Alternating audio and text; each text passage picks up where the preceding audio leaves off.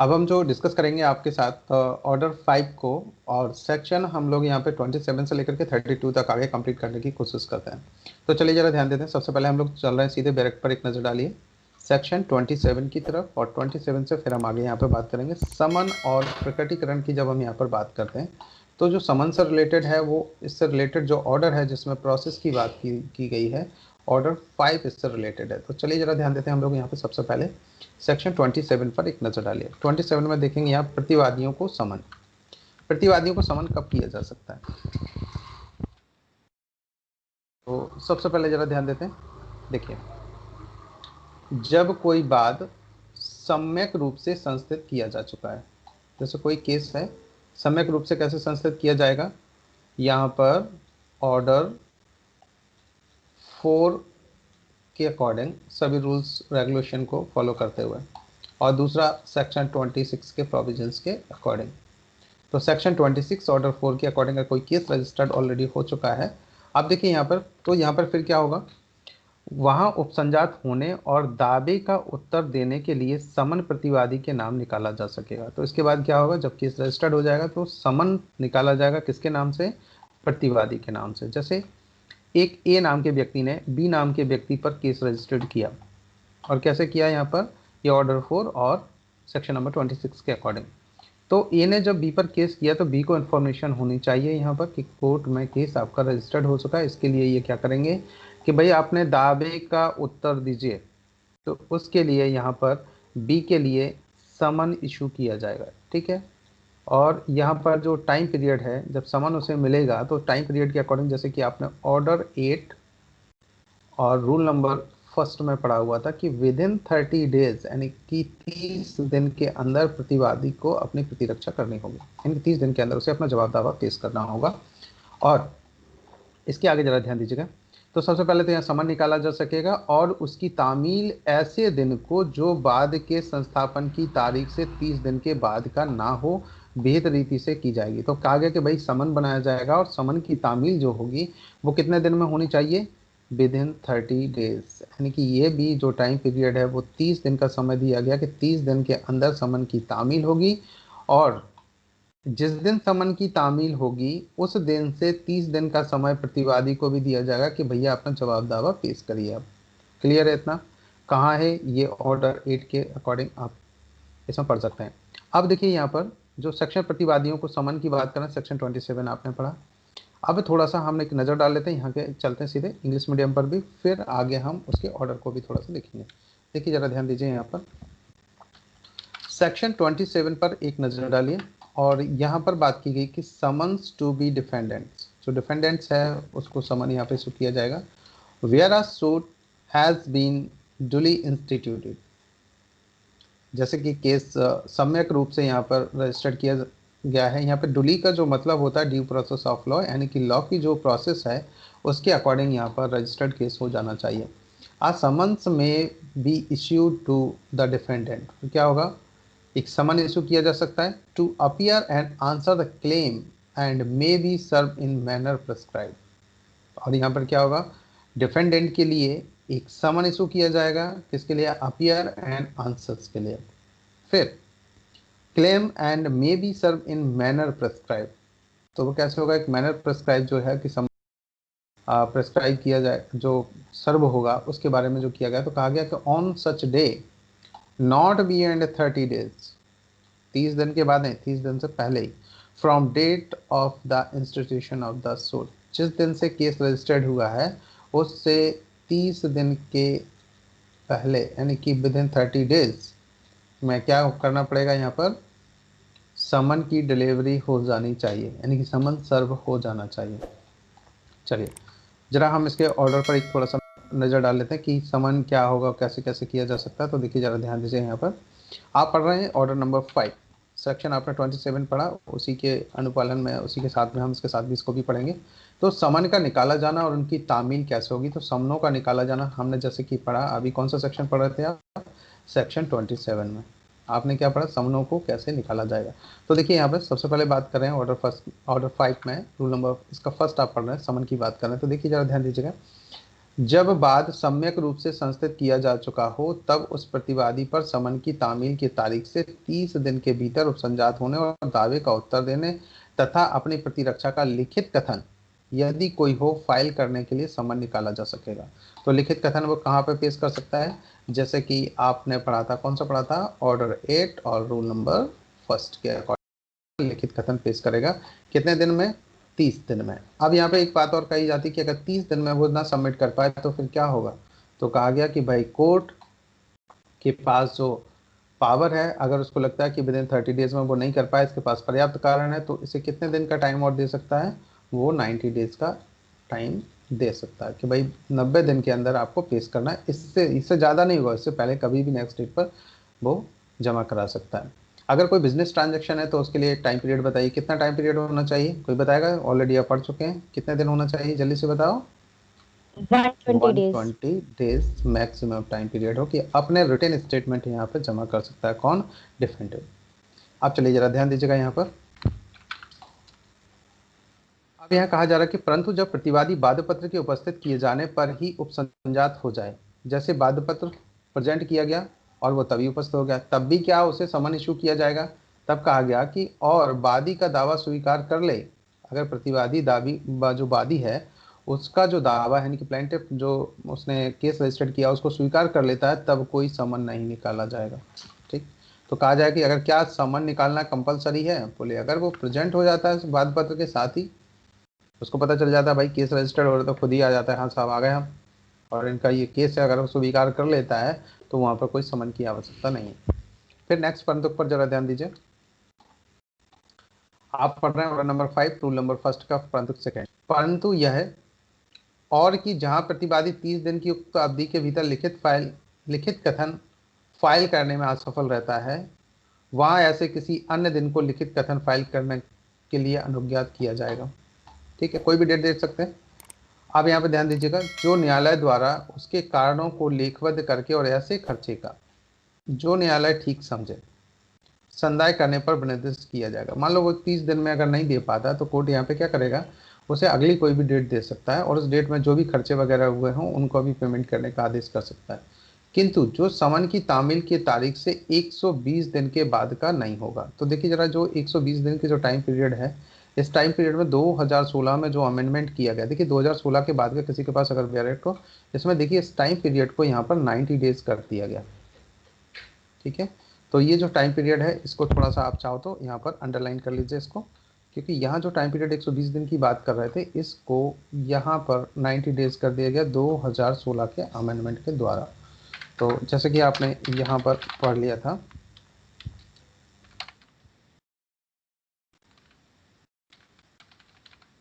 Bye amendment 2016। देखिए किसी के पास है क्या बैरेट? नहीं है, चलो इसको क्रॉस चेक कर लीजिएगा। ये 120 दिन की जगह ये 90 डेज हो गया है। ठीक है, अब जरा ध्यान दीजिएगा।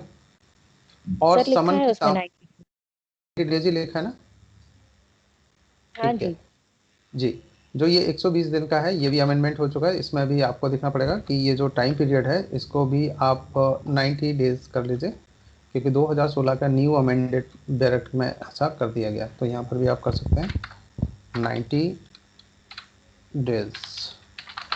ठीक है, और इसको ऐसे कर लीजिए। चलिए मैंने सेव कर दिया यहाँ पे। देखिए 120 दिन की जो समाप्ति की बात कर रहे हैं यहाँ पर, 90 डेज की समाप्ति जब होती है तो प्रतिवादी लिखित कथन फाइल करने का अधिकार खो देगा और न्यायालय लिखित कथन अभिलेख पर लेने के लिए अनुज्ञात नहीं करेगा। अब जैसे मान लीजिए यहाँ पर कोर्ट ने अगर पहले उसने 30 दिन में सबमिट नहीं कर पाया तो उसे 90 डेज का टाइम प्रोवाइड कर दिया मैक्सिमम, और फिर भी वो नहीं कर रहा है तो इसका मतलब फिर कोर्ट यहाँ पर उसे एंटरटेन नहीं करेगा और उसको नहीं कर, यहाँ पर एक्सपायरी डिसीजन भी हो सकता है। देखिए जरा ध्यान दीजिए। अब सब रूल नंबर 2 पर एक नज़र डालिए। वह प्रतिवादी जिसके नाम उपनियम 1 के अधीन समन निकाला गया, तो कैसे वो प्रेजेंट हो सकता है? या तो सेल्फ हो जाए, और खामे यहाँ पे देखिए ऐसे प्लीडर द्वारा जो सम्यक रूप से अनुदिष्ट हो और बाद से संबंधित सभी सभी प्रश्नों का उत्तर देने के लिए समर्थ हो। अगर उसे ऐसा कोई भी प्लीडर है जो केस में उपस्थित होकर के सभी प्रश्नों का उत्तर दे सकता है, तो या तो वो ऐसा प्लीडर वहाँ पे उपस्थित कराए या वो सेल्फ ही प्रेजेंट हो उसके केस के लिए। कार नंबर पर जरा ध्यान दीजिएगा, यहाँ पर ऐसे प्लीडर द्वारा जिसके साथ ऐसा कोई व्यक्ति जो ऐसे सभी प्रश्नों का उत्तर देने के लिए समर्थ हो, उपसंजात हो सकता है, या कोई अन्य व्यक्ति भी उस लीडर के साथ उपस्थित हो सकता है जो उस केस से संबंधित सभी क्वेश्चनों के आंसर दे पाए। तीसरा यहाँ पर जरा ध्यान दीजिएगा, सबसे सब रूल 3 पर, हर ऐसा समन न्यायाधीश या ऐसे अधिकारी द्वारा जो वह नियुक्त करे हस्ताक्षरित होगा और उस पर न्यायालय की मुद्रा लगी हो। तो ऐसे जितने भी समन होंगे तो समन पे सबसे पहले चीज कैसे होगा, न्यायाधीश के सिग्नेचर होंगे और उस कोड पर उसकी सील भी लगी होगी। अब यहाँ पर जरा ध्यान दीजिएगा, रूल नंबर 2 पर एक नजर डालिए, समनों से उपाबद्ध बाध्य पत्र की प्रति। तो समन जो रहेगा, किसी व्यक्ति को जब समन भेजा जाता है तो उसके साथ एक जो 2 कॉपियों में देखिए सबमिट करने की बात की गई, तो जितने भी प्रतिवादी होंगे उतनी ही कॉपियों में बाध्य पत्र की कॉपियां भी बनाई जाएगी। हर उसके पास एक समन के साथ उसके साथ वो बाध्य पत्र की कॉपी भी जाएगी। जैसे देखिए यहाँ लिखा हुआ, प्रत्येक समन के साथ बाध्य पत्र की एक प्रति भी होगी। ये कौन सा ऑर्डर पढ़ रहे हैं, ऑर्डर नंबर 5 रूल नंबर 2।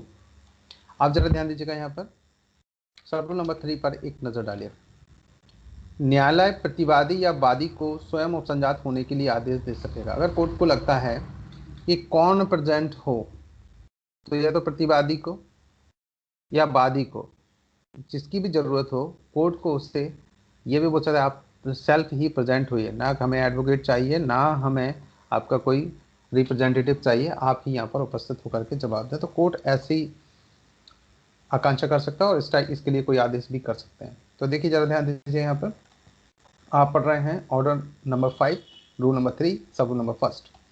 तो यहाँ पर हम लोग नजर डालते हैं, जहां न्यायालय के पास प्रतिवादी की स्वी उपसंजाति अपेक्षित करने के कारण हो, मतलब उसके सेल्फ प्रेजेंट के लिए, तो क्या कहा गया यहाँ पर, वहां समन द्वारा यह आदेश किया जाएगा कि समन में निर्दिष्ट तारीख को वह न्यायालय में स्वयं उपस्थित हो। तो जो समन भेजा जाएगा उसमें लिखा जाएगा स्वयं उपस्थित हो, तो उसे यहाँ पर स्वयं उपस्थित होना होगा। आप जरा ध्यान दीजिएगा, यहाँ पर थोड़ा सा एक नजर डालते हैं,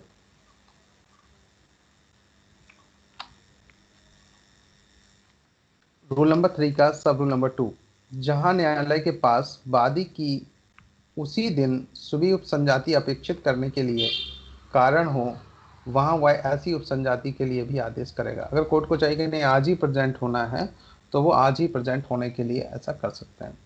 तो इतना क्लियर हुआ क्या गाइस सभी को? हेलो, यस सर, क्लियर है। यस। क्लियर है? चलो, अब यहाँ पर ऑर्डर नंबर 5 का रूल नंबर 4 पर एक नजर डालिए। मैं साइज में चेंज कर लेता हूँ, देखिए जरा ध्यान दीजिए।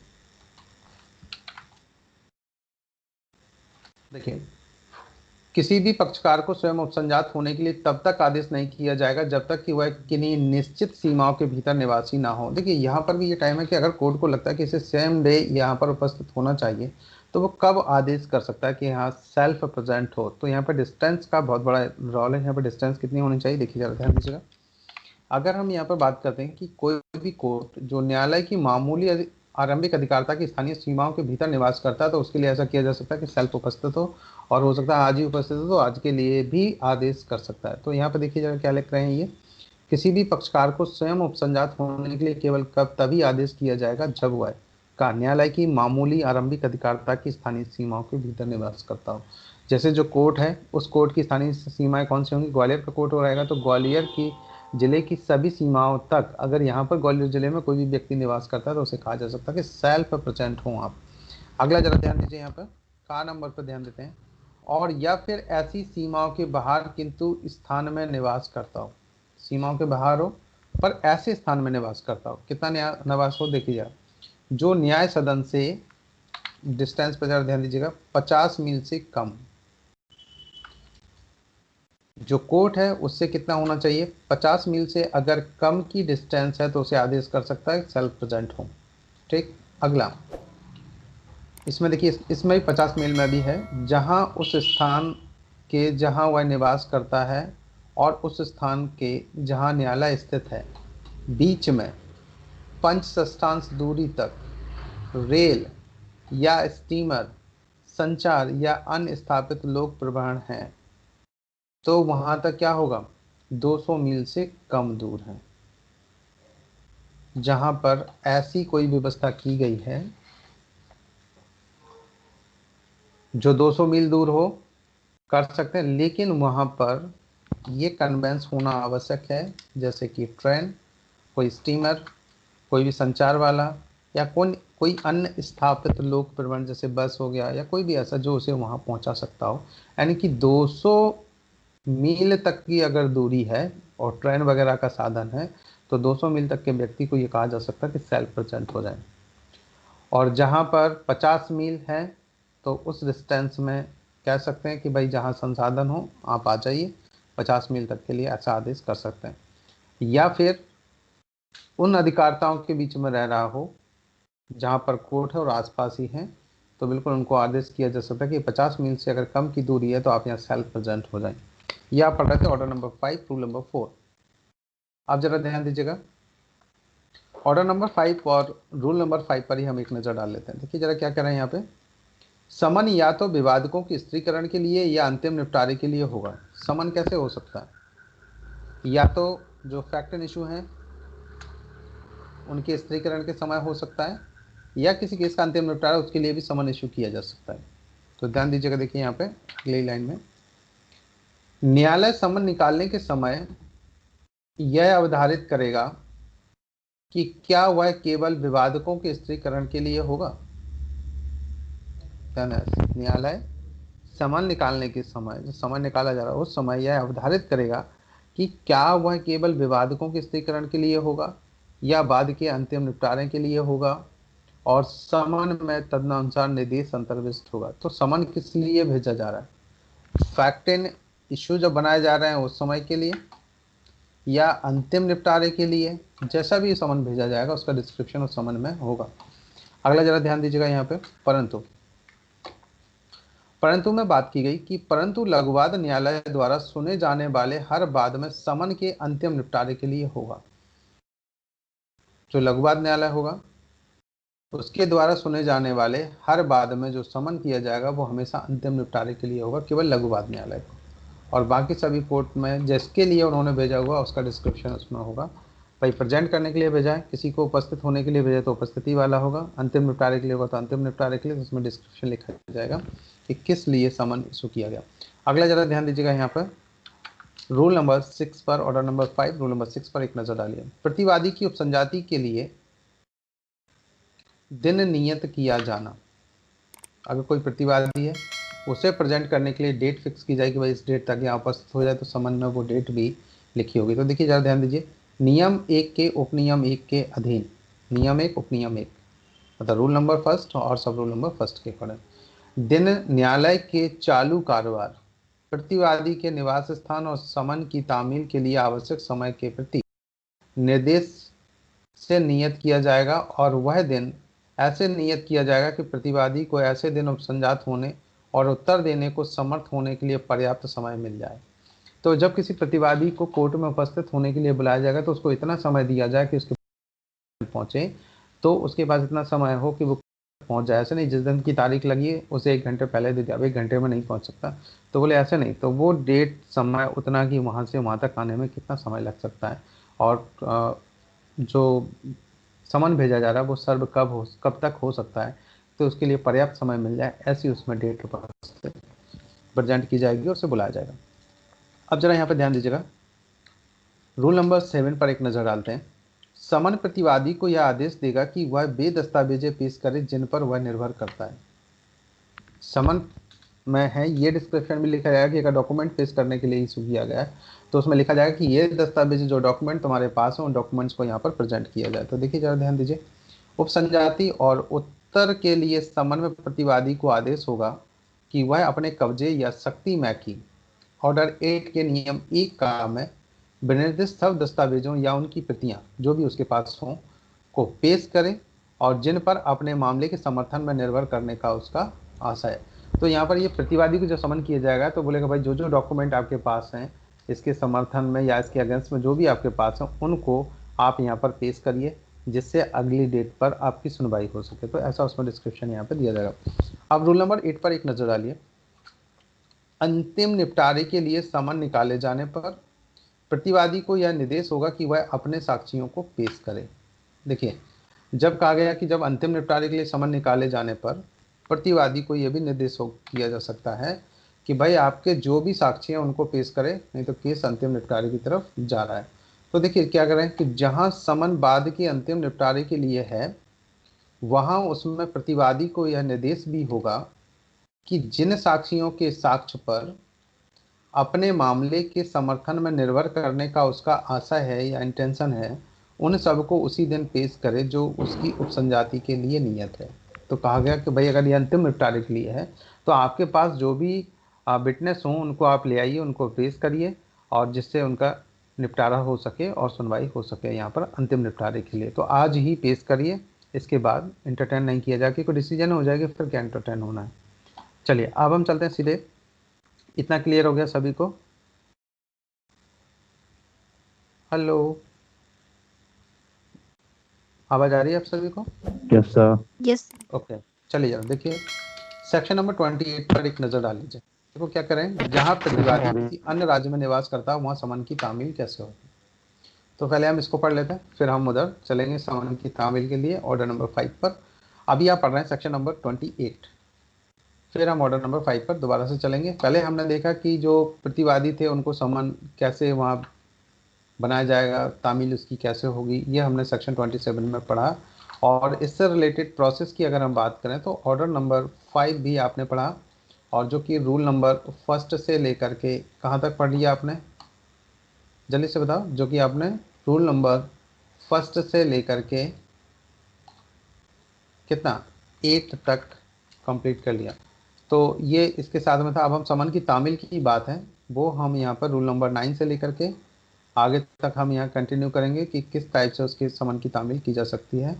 जैसे कि ये देखो कहाँ तक हो गया, एक सेकंड गाइस, रूल नंबर 30 तक।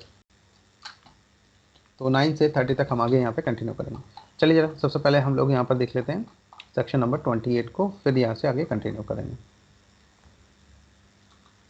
चलिए जरा ध्यान दीजिएगा, सेक्शन 28 पर एक नज़र डालिए। इतना क्लियर हो गया? कोई किसी को बोरिंग तो नहीं लगा? नहीं? ओके, ध्यान दीजिए। ओके ओके गाइस, चलो हम फिर आगे कंटिन्यू करते हैं, ध्यान दीजिए। सेक्शन नंबर 28 पर एक नजर डालिए। जहां प्रतिवादी किसी अन्य राज्य में निवास करता है वहां समन की तामील कैसे होगी। सब सेक्शन 1 पर एक नजर डालिए। समन अन्य राज्य में तामील किए जाने के लिए ऐसे न्यायालय की ओर और ऐसी रीति से भेजा जा सकेगा उस राज्य में प्रवृत्त नियमों द्वारा विहित की जाए। अदर स्टेट में है तो वहाँ पर समन तामील के जो रूल्स बनाए गए हैं वो प्रेस्क्राइब किए गए, वो किस तरह के हैं उसी रीति से वहाँ पर उस न्यायालय को भेजा जाएगा जहाँ समन की तामील की जाएगी। आप कौन सा सेक्शन पढ़ रहे हैं? सेक्शन आप 28 पढ़ रहे हैं, और ये सब सेक्शन आप पढ़ रहे हैं फर्स्ट। यहाँ पर सब सेक्शन नंबर 2 पर एक नज़र डालिए। वह न्यायालय जिसे ऐसा समन भेजा जाता है उसकी प्राप्ति पर आगे ऐसे कार्रवाई करेगा मानो वह उस न्यायालय द्वारा ही निकाला गया। तो जब जिस कोर्ट को भेजा गया तो वो कोर्ट कैसे उसे ट्रीट करेगा, जैसे वो जो समन था वो उसी न्यायालय के द्वारा ही बनाया गया, उसी के द्वारा जारी किया गया। और तब वह उस समन को तथा उसके बारे में अपनी कार्रवाइयों के अभिलेख को यदि कोई हो उसे निकालने वाले न्यायालय को लौटाएगा। तो जो भी कार्रवाइयाँ की जाएंगी उस कोर्ट के द्वारा, तो सभी कार्रवाइयों की इंफॉर्मेशन अभिलेख जो भी है उनको रिटर्न में लिख करके उस कोर्ट को रिटर्न कर देगा जिस कोर्ट ने उसे समन भेजा हुआ था सर्व के लिए। अगला जरा यहाँ पे ध्यान दीजिए, सब सेक्शन नंबर 3 पर, सेक्शन 28 सब सेक्शन 3 पर नजर डालते हैं।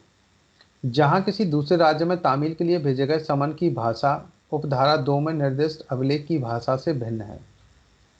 अब जो भाषा है, भाषा के प्रॉब्लम क्रिएट हो गई। जैसे तमिलनाडु में भेज दीजिए, वहाँ तमिल बोली जाती है, यहाँ हिंदी बोली जाती है। अब हिंदी वालों को तमिल नहीं आती, अब वहाँ भी दिक्कत है कि जो इनको हिंदी आती है उनको तमिल नहीं आती, जिनको तमिल आती है उनको हिंदी नहीं आती। तो ऐसे क्लियर, ऐसे उसमें क्या दिक्कत होगी, देखिए जरा ध्यान दीजिए। ऐसी सिचुएशन में क्या किया जाए, तो उस उपधारा के अधीन भेजे गए अभिलेख के साथ उसके साथ उसका क्या किया जाएगा।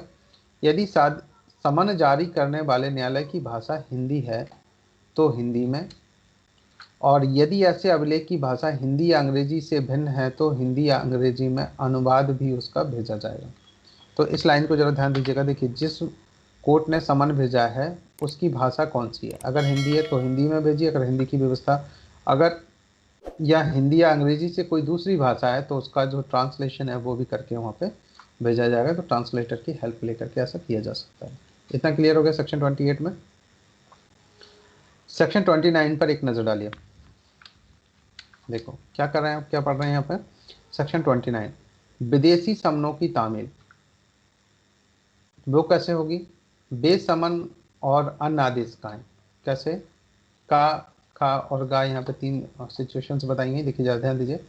भारत के किसी भी ऐसे भाग में स्थापित किसी सिविल या राजस्व न्यायालय द्वारा जिस पर इस संहिता के उपबंधों का विस्तार नहीं है।